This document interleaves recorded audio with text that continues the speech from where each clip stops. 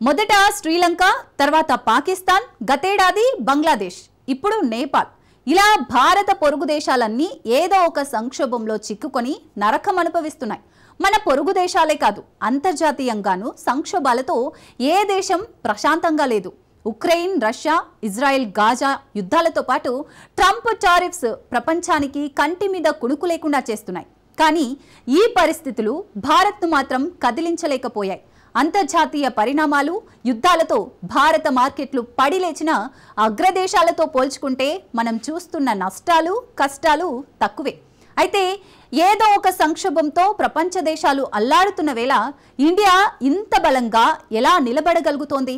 అంతర్జాతీయ సవాళ్లను కూల్గా ఎలా హ్యాండిల్ చేయగలుగుతోంది? Watch this. సంక్షోభంలో చిక్కుకుని విలవిలలాడుతున్న పొరుగు దేశాలు, టారిఫ్స్ యుద్ధాలతో బిక్కుబిక్కుమంటున్న ప్రపంచ దేశాలు, అంతర్జాతీయ సవాళ్లను ఇండియా ఎలా హ్యాండిల్ చేస్తుంది? ఉత్తరాది దక్షిణాది భేదాలు, హిందూ, ముస్లిం, క్రైస్తవ, బౌద్ధ, పార్సీ, సిక్కు మతాలు, తెలుగు, తమిళం, కన్నడం, మలయాళం, హిందీ, ఇలా లెక్కకు మించిన భాషలు. ఎవరి భాష వారిది, ఎవరి సంస్కృతి వారిది. రకరకాల భావజాలాలు, సిద్ధాంత వైరుధ్యాలు. ఇన్ని వైవిధ్యాలు ఉన్న దేశం ఎక్కువ కాలం మనుగడ సాగిస్తుందా?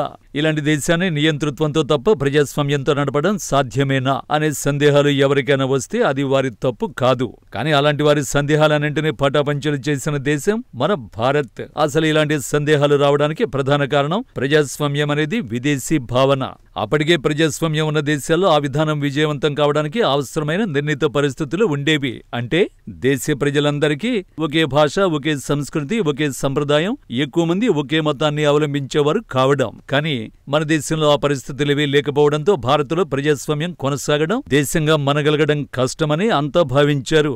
అంతెందుకు, బ్రిటన్కు చెందిన చర్చిల వంటి నేతలైతే పోతూ పోతూ భారతీయులకు పాలన చేతకాదని ప్రకటించి పోయాడు. మనకు స్వాతంత్ర్యం వచ్చే సమయానికి ప్రపంచ దేశాలు మనల్ని పట్టించుకునేవి కావు సరికదా, చిన్నచూపు చూసేవి. కానీ ఆ పరిస్థితుల్ని, ఆ అవమానాలను తట్టుకుని భారత్ నిలిచింది. కుల మతాలు ఎన్ని ఉన్నా అందరినీ రాజ్యాంగం పరిధిలోకి తీసుకొచ్చి పనిచేసేలా చేయగలగడం మన ప్రజాస్వామ్యం సాధించిన విజయం. ఇప్పుడు ఇదంతా చెప్పడానికి కారణం కష్టకాలంలోనూ భారత్ ఉక్కు సంకల్పంతో నిలబడమే. భారత పొరుగు దేశం నేపాల్లో ప్రస్తుత పరిస్థితులే ఇవి. సోషల్ మీడియాపై నిషేధానికి వ్యతిరేకంగా జంజడ్ పేరుతో నేపాలీ పౌరులు సర్కార్పై విరుచుకుపడ్డారు. 3 రోజుల కిందట నేపాల్ ప్రభుత్వం ఫేస్బుక్, ఎక్స్ తో పాటు మొత్తం 26 సోషల్ మీడియా ప్లాట్ఫారాలపై నిషేధాన్ని విధించింది. సరైన రిజిస్ట్రేషన్ లేకుండా కార్యకలాపాలు నిర్వహిస్తున్నాయని నేపాల్ ప్రభుత్వం ఆ నిర్ణయం తీసుకుంది. ఈ నిర్ణయానికి వ్యతిరేకంగా జరిగిన అల్లర్లు హింసాత్మకంగా మారాయి. నిరసనకారులు ఏకంగా నేపాల్ పార్లమెంటు ప్రాంగణంలోకి చొరబడ్డారు. దీంతో పోలీసులు టియర్ గ్యాస్, రబ్బర్ బుల్లెట్లు ప్రయోగించారు. ఈ అల్లర్లతో దాదాపు 20 మంది ప్రాణాలు కోల్పోగా 300 మందికి పైగా గాయపడ్డారు. చివరకు కేపీఓలి ప్రభుత్వం తమ నిర్ణయంపై వెనక్కి తగ్గింది. సంబంధిత సంస్థలకు సోషల్ మీడియా ప్లాట్ఫారాలను తిరిగి ప్రారంభించే ప్రక్రియను తక్షణం ప్రారంభించాలని ప్రభుత్వం ఆదేశించింది. దాంతో రాత్రి నుండి ఫేస్బుక్, ఎక్స్, వాట్సాప్ వంటి సోషల్ మీడియా ప్లాట్ఫారాలు మళ్లీ యాక్టివ్ అయ్యాయి. కానీ అప్పటికే చాలా ఆలస్యమైపోయింది. ప్రస్తుతం కేపీ శర్మ ఓలి ప్రభుత్వాన్ని గద్దె దించడమే లక్ష్యంగా ఆందోళనలు జరుగుతున్నాయి. సో నేపాల్లో ఈ సంక్షోభం ఎప్పుడు ఎలాంటి మలుపైనా తీసుకోవచ్చు. ఈ ఆందోళన గురించి కొత్తగా పరిచయం చేయాల్సిన అవసరం లేదు. ఏడాది క్రితం మన పొరుగు దేశం బంగ్లాదేశ్ లో జరిగిన అల్లర్లు ప్రపంచవ్యాప్తంగా చర్చనీయాంశమయ్యాయి. 2024 ఆగస్టు 5న ఆ దేశ ప్రధాని షేక్ హసీనా దేశం విడిచి శరణార్థిగా ఢిల్లీకి వచ్చారు. 2022 శ్రీలంకలో అప్పటి అధ్యక్షుడు గోటబయ రాజపక్స అధికార నివాసంపై ఆందోళనకారులు దాడి చేసి అతన్ని పారిపోయేలా చేసినట్టు ఢాకాలోని ఆందోళనకారులు షేక్ హసీనాని దేశం విడిచి వెళ్లేలా చేశారు. అంతకుముందు సాయుధ తాలిబాన్లకు భయపడి ఆఫ్ఘాన్ అధ్యక్షుడు కర్జాయ్ పారిపోయాక ఆయన అధికార నివాసాన్ని తాలిబాన్లు ఎలా ఆక్రమించుకున్నారో ప్రపంచం మొత్తానికి తెలుసు. అయితే సాయుధ శక్తుల నియంతృత్వ వాతావరణంలో అలా జరగడం పెద్ద ఆశ్చర్యమేం కాదు. కానీ ప్రజాస్వామ్య వ్యవస్థలైన శ్రీలంక, బంగ్లాదేశ్ లో జరగడమే ఆశ్చర్యం. బంగ్లాదేశ్ పరిస్థితి అత్యంత దారుణంగా ఉంది. సామాజిక, రాజకీయ, రక్షణ పరంగా, ఆర్థికంగా అన్ని రకాలుగా కుదేలైపోయింది. శ్రీలంకలో 2022లో రాజపక్స కూడా జనం తిరుగుబాటుకు భయపడి పారిపోయి సింగపూర్ మీదుగా థాయిలాండ్ వెళ్లి తలదాచుకున్నారు. ఆ తర్వాత చాలా కాలం చతికిలపడి భారత్ అందించిన సాయంతో ఊపిరి పీల్చుకుని ఇప్పుడిప్పుడే కుదుట పడుతోంది ద్వీపదేశం. కానీ మన దేశంతో పనిగట్టుకుని వివాదాలు కొని తెచ్చుకున్న బంగ్లాదేశ్ నేటికి సంక్షోభం నుంచి గట్టెక్కలేదు. కష్టాల నుంచి బయటపడుతుందన్న గ్యారంటీ కూడా లేదు. మరోవైపు పాకిస్తాన్ సంగతి ఆల్రెడీ చూస్తున్నాం. 2019 ఎన్నికల ప్రచారంలో భాగంగా ప్రధాని మోడీ ఓ మాట అన్నారు. త్వరలోనే పాకిస్తాన్ భిక్షాపాత్ర పట్టుకుని ప్రపంచమంతా తిరిగి అడుక్కుంటుంది, దానికి పునాది వేశామని చెప్పారు. మోడీ చెప్పినట్టే పాకిస్తాన్ భిక్షాటన చేసే పరిస్థితికి వచ్చింది. పాక్లోని గడ్డు పరిస్థితి తట్టుకోవడానికి ప్రధాని షరీఫ్ తిరగని ముస్లిం దేశం లేదు. ఆపరేషన్ సింధూర్తో కొట్టిన దెబ్బ నుంచి ఇప్పట్లో కోలుకునే అవకాశం కూడా లేదు. నిజమేంటంటే మోడీ సర్కార్ చైనాతో దౌత్య సంబంధాల పునరుద్ధరణ తర్వాత పాకిస్తాన్ పరిస్థితి మరింత దారుణంగా తయారైంది. ఇటీవలే పాకిస్తాన్ కష్టాలను పూడ్చే ప్రతిష్టాత్మక మెయిన్ లైన్ 1 ప్రాజెక్టు నుంచి డ్రాగన్ వైదొలిగింది. ఆ ప్రాజెక్టు పూర్తి కాకపోతే పాకిస్తాన్ ఏ విధంగానూ ఆర్థిక కష్టాల నుంచి బయటపడలేదు.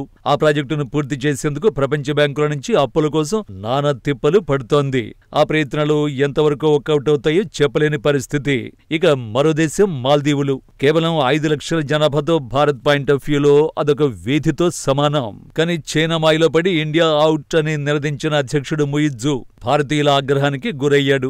మాల్దీవులకి భారతీయ టూరిజం తగ్గిపోయింది. ఫలితంగా ఆ దేశ ఆర్థిక వ్యవస్థ చిక్కుల్లో పడటం మొదలైంది. పరిస్థితి ఇలాగే కొనసాగితే శ్రీలంకకు పట్టిన గతి పడుతుందని IMF హెచ్చరించింది కూడా. దీంతో మళ్లీ భారత్తో దోస్తీకి సిద్ధపడింది. ఇలా భారత పొరుగు దేశాలు మనతో విభేదించినా విభేదించకపోయినా ఏదో ఒక సంక్షోభంలో చిక్కుకుని విలవిలలాడుతూనే ఉన్నాయి. అందుకు ఆయా దేశాల పాలకులు చేసే తప్పులే కారణం. పొరుగు దేశాలు మాత్రమే కాదు, అంతర్జాతీయంగా కూడా పరిస్థితులు అంతే దారుణంగా ఉన్నాయి. Ukraine Russia war, Israel Gaza ఘర్షణ ప్రభావం అగ్రరాజ్యాన్ని సైతం అత్తలకుతలం చేసేస్తోంది. మరోవైపు ట్రంప్ టారిఫ్ల ప్రభావం పెద్ద దేశాలను కూడా విడిచిపెట్టడం లేదు. ఇలా చెప్పుకుంటూ పోతే ప్రపంచంలోని ఏ దేశమూ ప్రశాంతంగా లేదు. ఇందుకు భారత్ కూడా అతీతమేం కాదు. కానీ ఇతర దేశాలతో పోల్చుకుంటే ఇండియా చాలా బలంగా నిలబడింది. అందుకారణం జాతీయ ప్రయోజనాల కోసం భారత్ తీసుకుంటున్న నిర్ణయాలు, చేస్తున్న సంస్కరణలే. అమెరికా పశ్చిమ దేశాల విమర్శలను తిప్పికొడుతూ రష్యా నుంచి చమురు దిగుమతి చేసుకోవడం భారత్ తీసుకున్న డారింగ్ డెసిషన్. ఆ నిర్ణయాన్ని తప్పుపడుతూనే భారత్పై 25% అదనపు సుంకాలు విధించారు ట్రంప్. అయినప్పటికీ ఇండియా బెదరలేదు. జీఎస్టీ సంస్కరణలు, అమెరికాకు ప్రత్యామ్నాయ మార్కెట్ల వేటతో భారత్పై టారిఫ్ల ప్రభావాన్ని తగ్గించే ప్రయత్నాలు చేస్తోంది. భౌగోళిక పరిస్థితులతో ఎదురయ్యే ప్రతి సవాలుకు పరిష్కారాలు వెతుకుతూ చెక్ పెడుతున్నాం కాబట్టి దేశం ఈ పరిస్థితుల్లో ఉంది. ఇది ఖచ్చితంగా 145 కోట్ల మంది భారతీయులు సాధించిన విజయమే.